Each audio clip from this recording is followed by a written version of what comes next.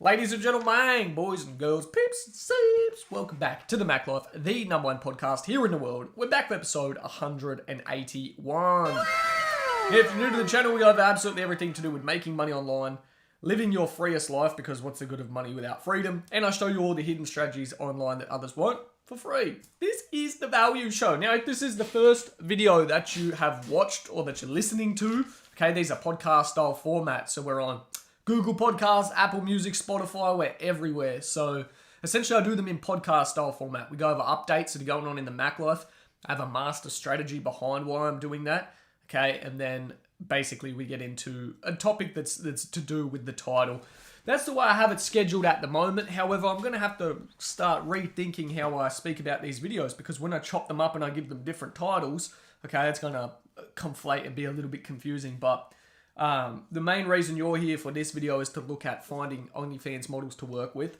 And I'm going to give you these 5 fucking frameworks that you can use to basically have an infinite amount of models and different tiers, understanding the different hierarchies of models to work with. So I'll give you an example. For myself, I commonly get this question, bro, do you still have an agency? Bro, do you still do this in OnlyFans? Bro, do you? I get this consistently. Now, if you watch back to maybe, I don't know, podcast, it was definitely before 100, because it was before I was in Asia. So it might have been 40, 50, somewhere around there, somewhere in there. I had haters, okay, go through and ruin business deals with girls turning over like high 6 figures, and they ruin multiple opportunities by messaging that girl, talking all this shit. They ruined, potentially hundreds of thousands of dollars in revenue that I could have made. So I essentially keep quiet about the girls that I'm working with now. I do consult with girls turning over 7 figures, and I do consult with girls turning over 6 figures. I'm not going to tell you the percentage that I charge. I'm not going to tell you whether I take a one-off fee. I'm not going to tell you what I charge, what I take, because I believe in value. As long as I can bring a surplus in value, i.e. they get more than what they paid for, okay, then I can charge whatever I want, and that changes depending girl to girl. Now, when we get into that, okay, towards the end, the methods that I talk about, or the frameworks that I teach for attracting girls, I am essentially in the last stage now, or I'm in the best stage or the best framework. I do not have to do the other 4 because I've set the frameworks right. And I'll give you an example. A quick example is this morning I woke up, I check IG, I look, and I have I think probably around 8 messages from potential girls that wanted to work together. Money on the board, sitting there. I already make this much a month. I already make 5K a month. I already make 15K a month. I already make this much. What can we do? Well, let me analyze. What platforms are you running currently for marketing? What does your sales team look like? Okay. What's your churn strategies? These are things, when you start to develop these expertise in a certain area, which you can only get with time and experience, that's why I can look at someone's account and say, it's worth my time to work with you. It's not worth my time to work with you. If a girl comes to me and she's turning over 7 figures and I say, well, what are your marketing strategies? And she says, well, I have a full-time inbound sales team 24/7 that are well-trained. I operate with 7 different churn mitigation systems. I have a complete back-end upsell funnel. I have an agency page or not an agency, but I have a personal creator page or a funnel that I push people through. I utilize basically every social media to a high level.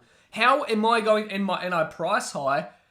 All I can tell them is keep doing what you're doing. It's working. Just keep doing what you're doing. Try and employ volume at scale. There is no point me coming on board, okay, because I can't, from there, add any additional value. I can only add additional value where I see gaps. Now, we have some really good shit, like I said, to go through. But first, I want to get into these updates. So you've already got me excited. We've got some really big things that I want to talk about today. When I sat down, I was planning out the podcast for the day. I was kind of stuck for topics. And it was weird. I had this almost revelation, which I'll talk about in a second, which is very, very important. And I've really got 2, that led to an even bigger topic. So today will be a big podcast, so strap in your little boots. Now, when it comes to the verification, we've heard nothing back yet, which is a good sign. Nothing from neither Facebook nor, I don't know if you can use a double negative. Either Facebook nor Instagram. I believe that's the way it should be worded. I've heard nothing from either Facebook nor Instagram, that's correct, in regards to the verification. So that means that their team is looking into it, which is awesome. Okay, and hopefully we get that message. Your account's being verified. You'll now see a sexy little blue fucking tick next to it every time you log in. Now, if you don't know why I'm attempting to get verified on Instagram, okay, I talk about it in every single video. Social proofing is massive, massive, massive, massive. I've been featured on Forbes, Entrepreneur Mag, Disrupt Mag, hundreds of different articles. And I explain how you can do that, how you can basically connect with press release teams. Obviously, there's still unless you're very influential, you know, you have to pay quite an amount to even then get on different publications, and different publications have different requirements. However, social proofing in today's world is massive, massive, massive, massive. The same way in like the 1700s or whatever, you'd pull up, you'd wear a fucking suit, okay? You'd be dressed in a suit if you're trying to make a first impression. Now when people Google your name, they're going to have a pre-imposed idea on you based on what information they see. So you want to basically control that information, or put out as much information you can to paint the picture that you want to paint. And that's the way social proofing works. Same thing with all big brands. You know, Coke, you know, they can employ it at scale now. Obviously, they're in everywhere. But you see the Coke van go by. You know, you see Coke in every fucking place you go. They serve Coke and it always looks the same. You know, they barely deviate from it. They may change and have little ones here and there, but they keep a very strong brand image of everywhere you look. You see, that's it. Social proofing. So let me get into. I'm trying to put these in the correct order because the other ones are quite big. The Hive price went up, as I said. You know, I continuously put the Hive price up. I remodeled the entire course. Filthy English. I remodeled the entire course to reflect the new things, as well as update the way in which the frameworks are explained. So the entire OnlyFans content section has been reworked and it's been remodeled and redone.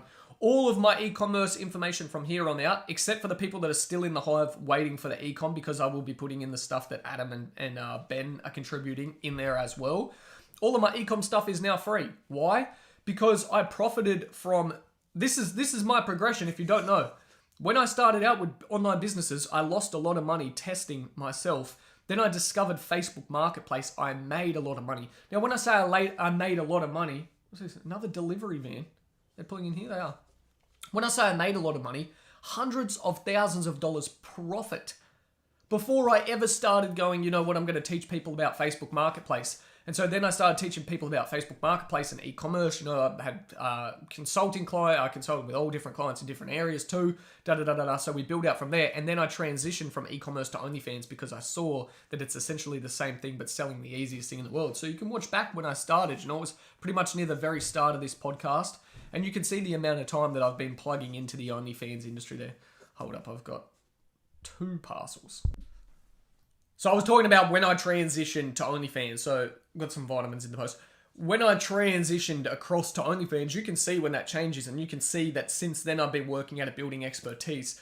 Can't remember where I was going with this. So essentially all the e-commerce stuff, now that I've moved apart from, not apart because I believe OnlyFans are still e-com, any value that I can add to do with e-commerce, because it's not in my it's not directly in my industry. When I say e-commerce, it's not selling physical products anymore. It's digital products. So it's selling titty pics, it's selling shit like that. All of the videos that I can add value on in that, when I decide to create them, will be on my YouTube for free. Because I believe in a constant value ladder or constant value cycle. If you can constantly push and constantly give more than you take, you will always have an excess of what you can do. Now, that being said, like I said, I put the Hive price up. I believe in charging premium always for what you do sell. If you're going to sell something, charge a premium. Exact same thing with OnlyFans, right? If you're giving out all this free softcore content, that's the front end of your system. You're giving out free softcore content, you in lingerie here, you know, on every video, you're sexy twerky dancing. When it comes time to sell the titty pics, charge $100 a fucking titty pic. Don't charge $10. When you ask big, okay? Or... You know, it's a lot easier to give out, and then ask big than it is to give out a tiny bit, ask small. Give out a tiny bit, ask small. Give out a tiny bit, ask small. People see that you're just constantly asking small. And you're constantly capped at like, goodwill, take it away. Where you accumulate big and then you take a big chunk. And I believe that's the far better way to do it. So you make a fuckload more profit doing it that way. Now, heading to Dubai in, I don't know, I have to time it whether it's going to be just after my birthday or maybe just before. But Dubai is going to be sweet, and I'm so pumped for what there is to do in Dubai. I'm going to do that, the world's deepest pool that you can go down and free dive and scuba dive and everything underneath. Deep dive, it's called Dubai, Deep Dive Dubai. I'm going to be doing like camel riding and quad biking and all the basic shit. Wear the chic robe or whatever the fuck, the desert robe. Shoot guns. Drive around in the sports cars over there will be fun because the roads are big and open as well, not potholey like Australia. So yeah, all the basic stuff. But that will be fun. And when I look at travel, the activities, and I've had this massive revelation that I want to get into, but the activities that you do should be, not because the world tells you should do them. Like, this is the touristy thing. You should go see this. You should go see this. You should go see this. People just do that because people don't even know what they like. So they just follow along with what every other motherfucker is doing. And you think about it. If you want average results, follow what average people are doing. Now, that led me to this revelation. I'm kind of going to get into this. I thought it was going to be the other way around, but how can I bring it back? No, let's talk about it. I want to talk about, since I was a kid, right? I've always looked at my idols being people like the movies like Jason Bourne, James Bond, all of these. And obviously as a boy, as a young boy, I was inspired by people like that. The people that were obviously male, but more so were confident, were capable. And when I say capable, I mean capable in multiple situations and high stress. Because when you look at it, what makes them so attractive as a character is their ability to handle things that you think the average person wouldn't, right? If James Bond was just like pulling out of a car and parking at average or whatever, you'd be like, any motherfucker can do that. But when they're pulling out, it's a high-speed chaser, under pressure, shots being fired, they're keeping composed, you're like, oh, there's something attractive about that. But more so than just the theatrics of it all, it's about being confident. It's about being capable in high-stress situations. And it's about being a person of integrity and character in those situations. They're not the people that crumble. They're not the people, you see in like the spy movies, they get captured, they get tortured. They don't crumble, they don't rat on their teams, they don't snake, they hold true to their character. And what it made me reflect on and look at is you can get, this builds in nicely the other point because they'll both synchronize. You can get stuck very easily in the online space. When I speak on my podcasts, I come across as an expert in an industry because I have expertise in a certain industry or a certain degree of expertise. So I teach because it gives value and it helps people. And it helps other people for me to do this, The amount of testimonials I get of people saying, oh, I've done this with my OnlyFans agency. Thank you so much, girls, creators. I've made so much more because of your tactics, da-da-da-da. But very easily you can get stuck in the expert trap, or I hate the word guru, but the guru trap. You can get stuck in that. And what do I mean by stuck in that is when you're constantly speaking as the expert, you neglect the other areas in your life where you must be a student, because the moment you think you're the expert, you lose your expertise, if that makes sense. The person who's the student will overtake you because they're willing to be the student where you're willing to be the expert, if that makes sense. Hopefully that makes sense. Because this is a very important thing to reflect on, is that when I look at all the areas in my life where I still would consider myself a student, because I've been spending so much time focusing on my expertise, I've neglected other areas where I would really find the most satisfaction in life. And so I reflected on them today, and I was thinking about it. I'll explain this in a second, like language learning, language acquisition. To go ahead to become the student again, I was thinking, I want to launch two extra style of podcasts, one in Russian, which I can speak, fairly competently in, and then one in Spanish. And obviously my Spanish is horrendous. But then in my own mind, I was like, I don't want to put out, me speaking horribly in Spanish. What will my audience think? Why would I have that thought? I would never have that thought in the past. And they're going to see that I'm struggling. And it's like, you're supposed to. That is how you become the expert. Through learning, through struggle. That is the process to becoming great at anything.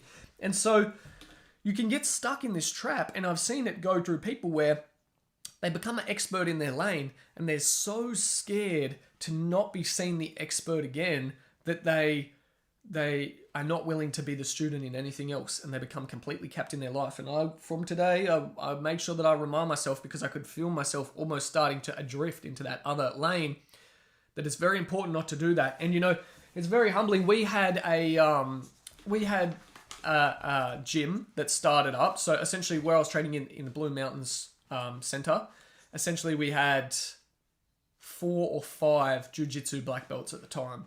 Our head coach, his 2 sons, which were black belts in their 30s, and then we have another black belt who's a blind guy, and then another one, but he comes from a Sydney gym. So we had 5 at the time. I think we have maybe an additional 2 now.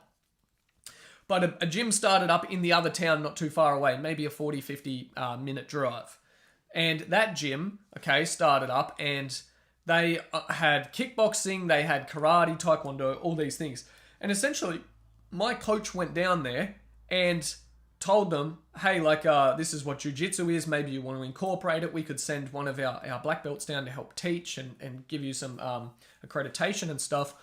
And their coach, even though he'd been not just a coach, he owns the entire franchise in multiple places, said, as a black belt, like a decorated black belt in karate and all these other things, he said, well, let me test you. Okay, you're a black belt too. Let me test you in whatever it is, and we'll try like an MMA style, I guess. This is the way my coach told the story. It's quite a great story. And he said, let me test you, and then we'll decide after there. And their coach, essentially, my coach said, okay, let's do it. And so they got on the mat, and they tapped hands. And my coach took him down within like the matter of 15 seconds, put a rear naked choke on him and tapped him. And he was like, oh my fuck, like they'd never grappled at all. So then they were like, okay, well, let's try it again, because they were used to like the weird like Hapkido wrist holds and wrist locks and shit like that, which are very impractical unless they're applied like extremely quickly. So anyway, it happened, and he submitted him like 3 or 4 times in different ways, and the other dude like never really got shots off that were meaningful. And rather than their coach being like, I'm the black belt, no, we just don't accept this, which had happened in other places. People had come in, they'd be like, yeah, but they justify it. Because they're scared to lose their expertise. They say, yeah, well, in a real fight, I could eye gouge you, I could do this, I could do that.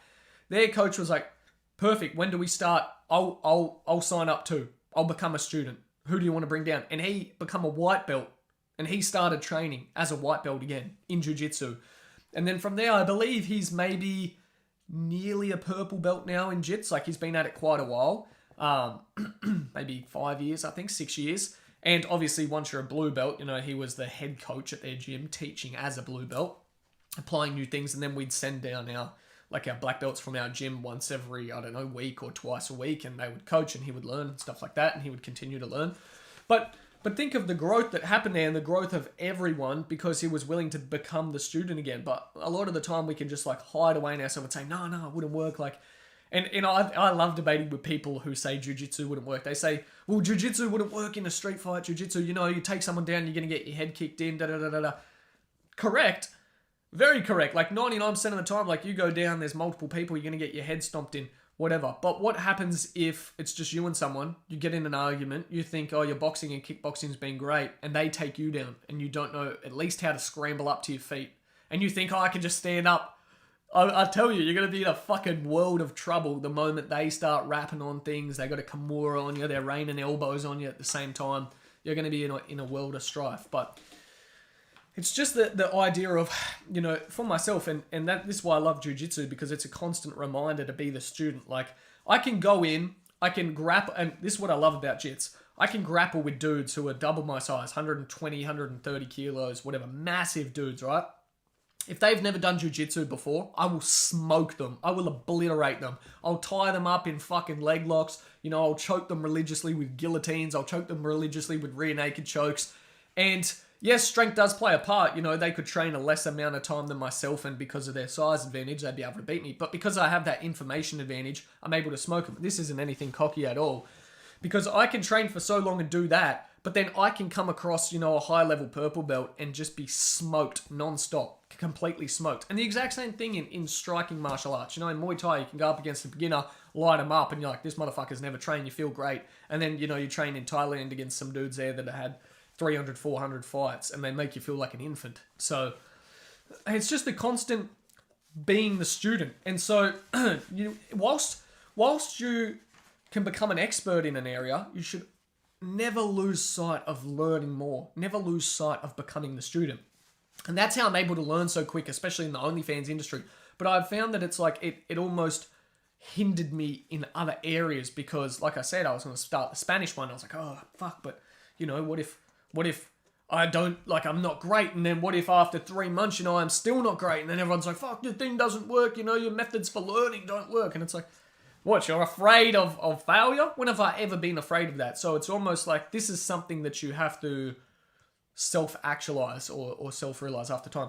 And anyway, that led into something important there, which was like skill acquisition, skill learning, and back to the models in life. And I thought about, who's my male role models, and they're like spies or secret agents. Why? What is it really about them? They harbor a lot of different skills, and the skills that I find attractive, I thought about it and I thought, why not create a playlist? So I really thought on this last night. No, not last night. Last night I kind of had this thought pattern of like a new playlist, but I've rehashed the idea today. So last night I was thinking, like, imagine doing a playlist where you learn, spy skills almost. Like, not crazy shit, but you learn like basic level coding, which I already understand. You learn, what else they do? You know how to travel, you understand maybe another language, but then it's the really cool, like, learn to shoot. Learn to shoot good. Fuck, there goes the pen. Learn to shoot great with a rifle. Rappelling, like rappelling down ropes and shit like that. All these things, and I thought, I would love, not for anyone else, but just for me to be able to know these things, because I feel like they're the most exciting things in my life. So I was looking it up, and I thought, and I was thinking about it, and I thought I'll create a playlist like that. But then today, when I had some thoughts about things, I thought, why would I not create it like a bucket list instead? Because I think that would be a playlist that everyone on YouTube could get around, more so than the travel videos, which never really popped off. People don't like the travel vlogs, and the way in which I film them hasn't been anything to want to watch anyway. But if I was to have it as a playlist of like, learning something, like a bucket list, I think that would be a great addition to this channel. So let me know what you think. I know I'm rambling today, but like I said, it's definitely a longer podcast.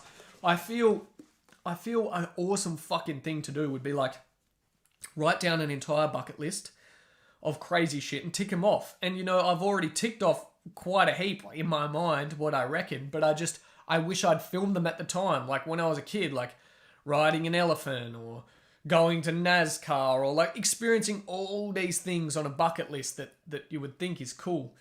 Learning another language, traveling on your own for the first time. There is a multitude of different things. And I think, how cool would it be to just watch one person tick off their entire bucket list? And there's probably already channels that do this, but a bucket list of like your own version of becoming like, almost like a fucking secret agent, like learn to ride a camel. Learn like how to saddle a camel. How would you saddle up a camel? Learn how to like, I don't know the words for it, but learn how to deassemble a gun and reassemble a gun. Learn how to, speak a foreign language fluently. Learn whatever a soft skill is that you want to learn. Maybe you take a course on high-level comprehensive listening. Just a multitude. Learn how to... just a million things. Control, like finance is definitely a big one. Learn to control your finance, learn how to run your own company, learn how to structure a company, learn how to travel, learn how to, like there's a million things. But it's kind of just a wish-washy idea at the moment, and it's translating across, but I don't care because that's what I want. That's what I want this podcast to be. I want it to be real. I want it to be authentic. I don't want to fall into the trap of like, this is the expert that's teaching you in every single lesson. I have expertise that I can teach you in things that I work on. But everything else, I want it to be an adventure. I want it to be the learning process, what I'm learning, what I'm testing, what I'm trying, ticking off my bucket list. And really, that's all life is if you started your life at age 10, and you have all these big dreams, a bucket list is really just an accumulation of a lot of different dreams. So isn't your whole life just to tick them off? And a lot of people, they fall into the trap of wanting to be safe and they never get to tick off their bucket list. You know, they think, oh, I need to be secure. I need somewhere to live. And they fall into the very easy trap of, I'll buy a house outright. I'll buy a house and pay it off with a mortgage. I want to have a nicer car than most people, so I'll buy this car and pay it off over time. You know, I'll put it on loan. And then you're stuck. Then you can't even do anything else because you fucked up the start of the game. You know, you can recoup from that and you can rebounce, but you almost lose sight of your bucket list. So I think from today, I'm going to plan out the bucket list of things that I want to do. You know, like learn to scuba dive.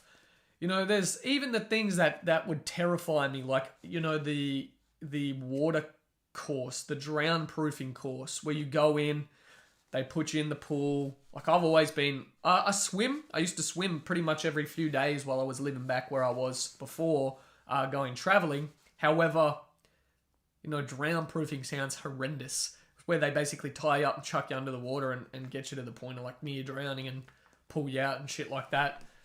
That would be horrendous. But it's something like, these are skills that imagine being like, yeah, I'm drown proof. Yeah, I'm this, I'm that, I'm da-da-da-da-da. An accumulation of skills. And they all come with ability to handle your comfort zone, pushing your comfort zone more and more and more and more. So that's what I'm going to do. I think I'm going to create a new playlist and call it the bucket list. And that will be vlog style. Those will be my highest produced videos. You know, I'll make sure that like on the days that I do these, they're not like videos where they're unedited like this. The podcast I love like this, but I want those to be the collections of things that I look back on and be like, fuck, that was amazing. Hire a videographer for every one, or put in some high level work myself to learn like the things.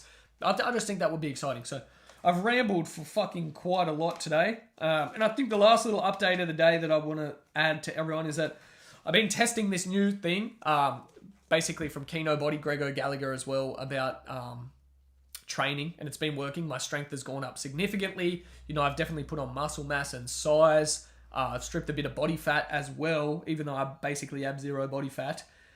But I started taking caffeine out of having it straight away in the morning, and instead of having caffeine straight away, give it 90 minutes. So just fast for that additional 90 minutes in the morning and then have your caffeine. And there's something about it, I'm not sure the scientific process behind it, but your energy levels just hold higher all day.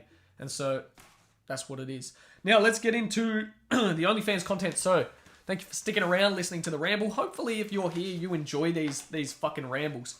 With that being said as well, before we get into it, let me give you some free value. Okay, you want to shout for shout list, reach out to me on Instagram. I'm happy to give it for free, or a free contract, like a reference sample contract for working with girls. If you're an agency, reach out to me. I'll give it, I paid thousands of dollars for that draft. I'll give it to you for free. If you're a girl and you want some free promo, reach out. I might shout you out here on YouTube or whatever. And I've also got positions, as you may have heard in the last few days, I have positions now to take on more girls to work with as an agency. As I said, I'm not going to explain here on YouTube to what extent that is, because you don't realize as you start to build a bit of influence how many people actually watch your shit. Like, it may seem small to you to only have 6K subscribers, but the amount of episodes that I have out in podcasts, in accumulation of views that I get, you acquire a significant audience, and with that comes more responsibility. You know, it's definitely, you have to be more responsible with the way in which you word things and the way in which you say things. So reach out to me if you're a lady, okay? Whether you're doing nothing or you're doing 6 figures or 7 figures, whatever it is, reach out to me on Instagram at The Mac Life, and I'll see where I can add value, in what way. We may be able to collaborate and work together. I have a few open spots at the moment for girls that I'm working with, and I'll explain more details from there. But essentially, if I can't provide you value, I won't work with you.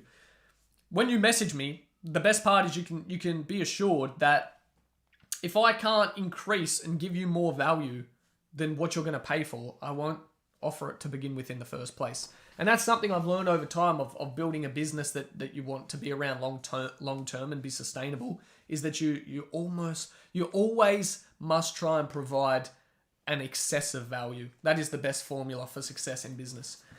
Alrighty, so let's get into the OnlyFans stuff. I'm really excited about the OnlyFans stuff today as well, because these are frameworks that I talk about in the course. And in the course, I give specific examples of each and how you can apply them. But here I'm going to give you essentially an outline of how to find models to work with. if you haven't noticed, I like to drink my coffee slow. Now, to find models to work with, I learnt this terminology when I worked in sales in a call center. And I've talked about this story a few times here on my channel now, but there are essentially different brackets that you would work with. And each bracket, okay, was a hierarchy that consisted of easier and easier clients to convert, if that makes sense. So there are 5 main brackets, okay? There are more that you can subcategorize inside of these, but there are 5 main brackets. You have frozen clients, you have cold clients, and this applies for everything. Finding girls, finding subscribers, e-commerce clients, working with people in service-based businesses, whatever. You have frozen, you have cold, you have warm, you have hot, and you have platinum. Now, what are frozen clients? Frozen clients are essentially, and then we'll put it in terms of the OnlyFans models, these girls have never heard about you and they've never heard about OnlyFans. These are going to be extremely hard girls to convert because you have to give them a whole new belief system. You have to teach them about something new, and then you have to convince them that your offer is great and they've never heard of you. That's a very, very hard thing to do. So imagine, right, I was to go to an attractive, 40-year-old woman across the road, and I walk over and, she's a middle-aged chick and she's not too tech savvy, and I go over and I say, hey, I think you'd make a fantastic OnlyFans model. You've got the physique, you look fucking stunning, let's make some money. She would go, what the fuck is OnlyFans? I would have to explain to her, OnlyFans is a place where you sell nude content. It's a place where then dudes will pay for it. The amount of information she will have. How do I know my content's safe? How do I know you're not just going to keep the content? How do I know that dudes actually pay for this stuff? How do I know there's a much? She would have a million questions, and rightfully so, because she'd never heard of it before, and she's never heard of me. She's like, who the fuck are you? It's probably not question number 1. Now, let's go to cold. So the cold audience is the next progression inside the hierarchy. Now, a cold person has usually heard of the industry or has an idea of the industry, but they've never heard of you or your offer. So again, I might go to that lady, like there might be a lady across the road, right? I go to her and I walk over there and she's heard of OnlyFans, she knows some girls that do it and she's heard about it in the media that they make crazy money, da-da-da-da-da. She hasn't really considered it, but she knows about it. She knows how it works. I walk over and I try and convince her to become an OnlyFans model and work for me. Hard to do, but doable. And this is where your skill is developed. Pitching inside the cold section in volume. You do this in volume because if you can convert cold leads to work with you, if you can get people who have never heard of you to work with you, when you start to get into the next section, which is warm, it's even easier. So now warm is essentially, imagine an audience. Now imagine these people have heard of OnlyFans and they follow your Instagram. They've known you for quite a while. Maybe they've known you for a year and they watch what you do, but they've just never done it themselves. But they know how it works. You reach out to them. You have some level of rapport with these people, okay? And you speak with them and you say, hey brother, how are you? Yeah, good. Well, probably not hey brother. Hey sister, how are you? And they say, oh, I'm great. And you say, yeah, I've been crushing it with OnlyFans. And they say, yeah, I see you've been crushing it with OnlyFans. And you say, well, I signed up a model recently. She had no one on board. And now she's making, $3K a month. Would you be interested in something like that? Easier to convert than all the way back in Frozen. Warm could also be, the inverse of that, where they're interested in OnlyFans, but they've never heard of you. So they're interested in OnlyFans, but they've never really heard of you. That could also be a warmer sort of audience that you capture in on. Now, when you come across to the hot section, this is where they're interested in OnlyFans and, they're interested in working with you. Obviously, this is what you would like. You would like people that are interested in being in the OnlyFans game, and they're interested in working with you. So they're like, I've read up, I've done a lot of research on it. I would love to work with you. I've seen your stuff. How do we get started? They're hot leads. You see how much easier they are to close? And then obviously you're wondering, well, what the fuck is platinum? Platinum is where you can start to vet. Platinum is where essentially you've built up enough skill in the other areas that now you're in an abundance, and you can't cheat abundance. You can't lie your way to abundance. That's the best bit.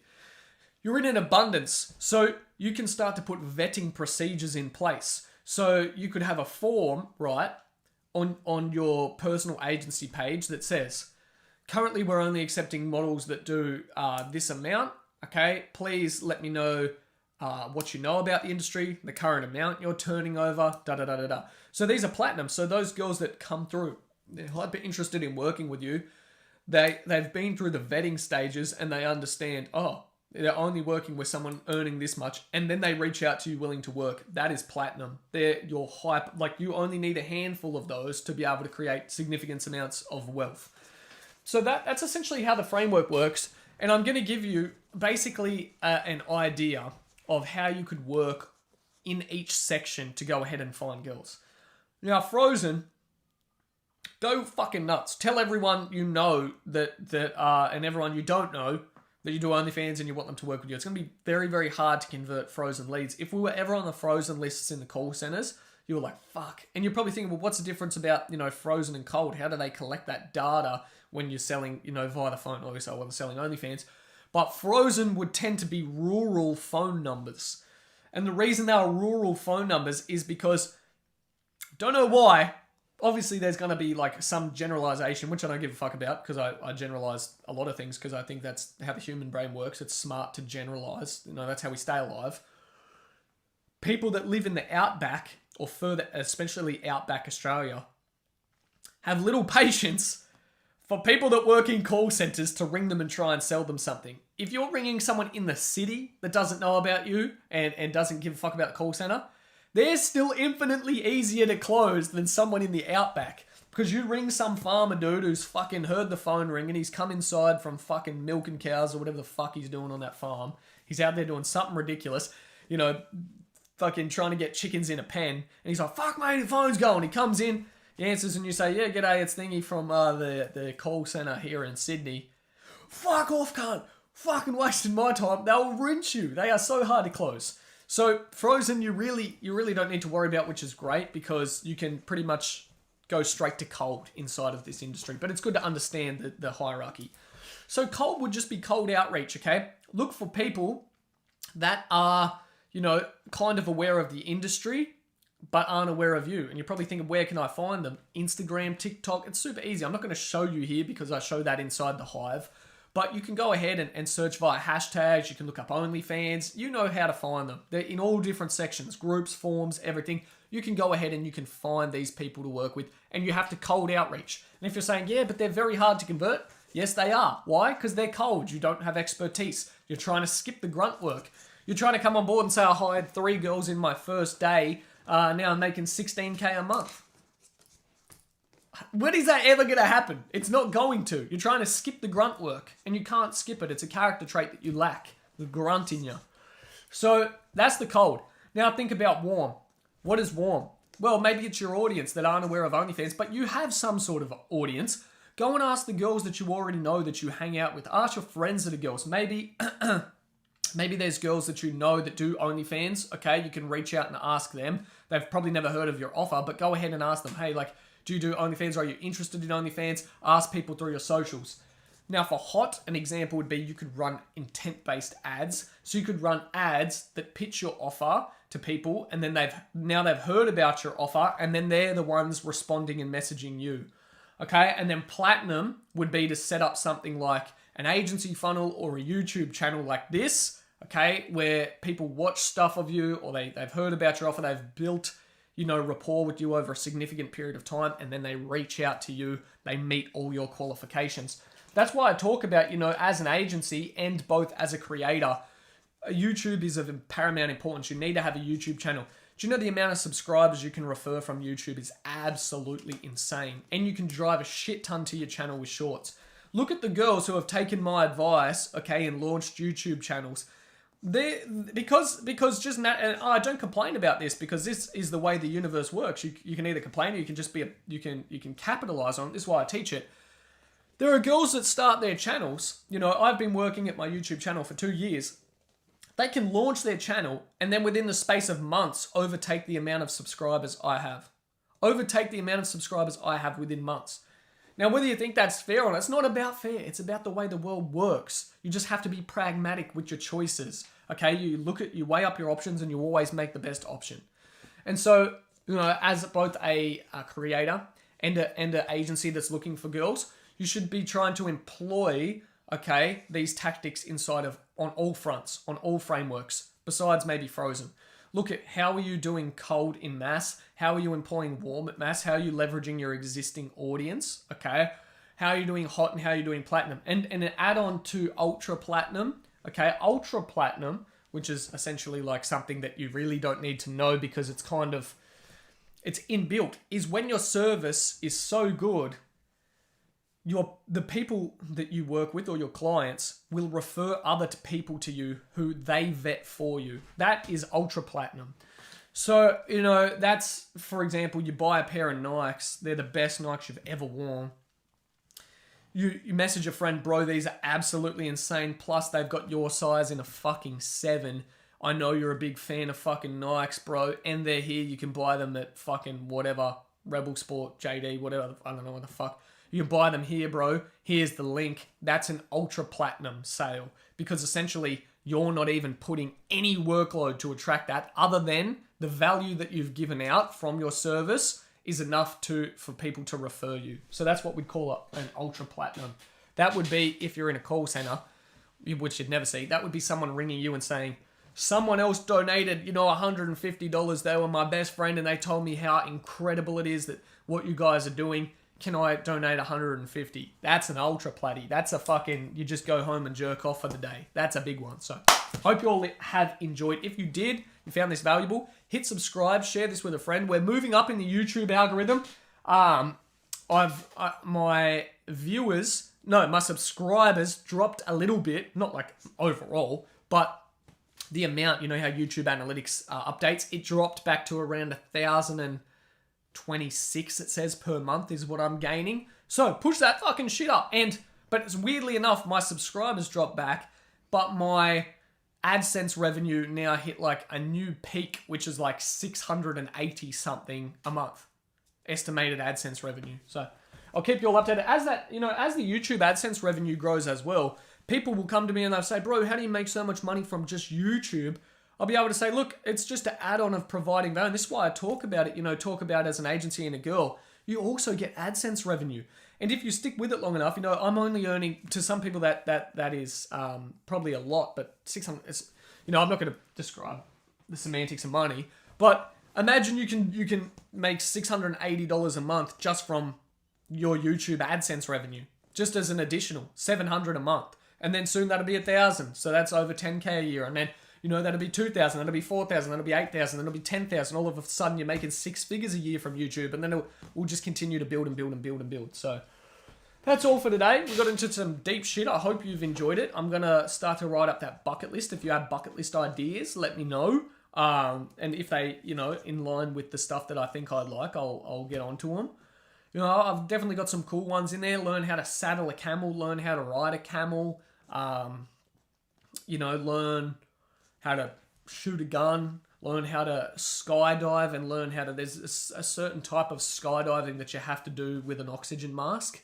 So I think it's called a high altitude, low something orientation, high altitude, low orientation, I believe, a halo jump, where you have to jump from a high altitude, so it requires you to wear oxygen, and then you basically have to land in a certain position. So I would like to learn all of these things as we go, and they'd be the ones that I'd highly edit and work on. So, we have the capital. Let's make some interesting shit and work through that bucket list and grow. Let's all grow together. So hope you've enjoyed. If you found it valuable, share it with a friend. I'll see you all in tomorrow's video.